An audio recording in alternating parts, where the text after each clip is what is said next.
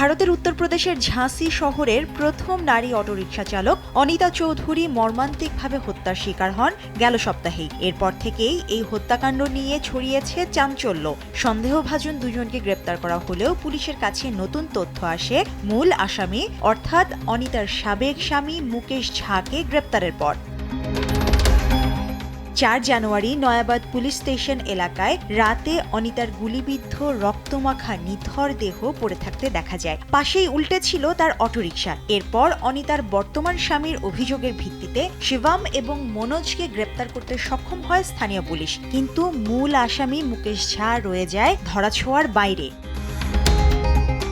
মুকেশ ঝাকে আটক করতে সাঁড়াশি অভিযান শুরু করে পুলিশ। শুক্রবার রাতে গোপন সূত্রের ভিত্তিতে মুকেশকে ঘিরে ফেলে নিরাপত্তা বাহিনী। নিজেকে বাঁচাতে পুলিশের ওপর গুলি ছুড়লে দুপক্ষের মধ্যে গুলি বিনিময় হয়। এ সময় মুকেশের পায়ে গুলি লাগে, পরে তাকে নেওয়া হয় হাসপাতালে।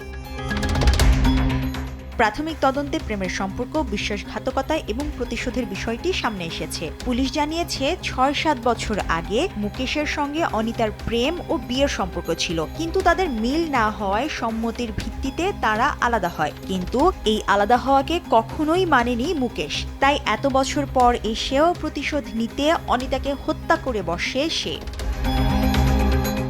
এই ঘটনায় স্থানীয়দের মধ্যে ব্যাপক আলোড়ন সৃষ্টি হয়েছে। একে মূল্যবোধের চরম অবক্ষয় বলছেন স্থানীয়রা। মুশরিফা নুজহাত, দেশ টিভি।